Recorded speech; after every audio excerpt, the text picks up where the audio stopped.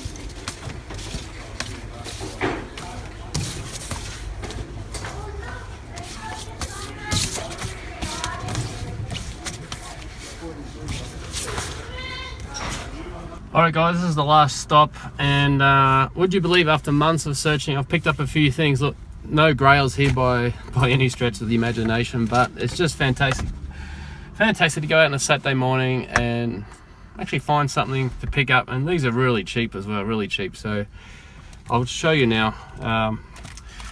Shout out to George. G'day George, you love your K-Tail records. Here's one here for you. K-Tail presents a family Christmas album. And on the back there, and this one's pretty cool. It opens up, if you can see on camera, a nativity scene there. Don't know if that's on camera, but that's unusual. The artists on here, things like Andy Williams, we've got Aretha Franklin, Johnny Cash, Doris Day, Tony Bennett, that type of stuff. So I need a few Christmas records, and for 50 cents, why not? And another one, Do You Know It's Christmas, Bing Crosby.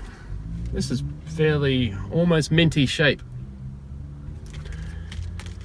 I'm not sure what year this is. Looks like it's on a Hammond label.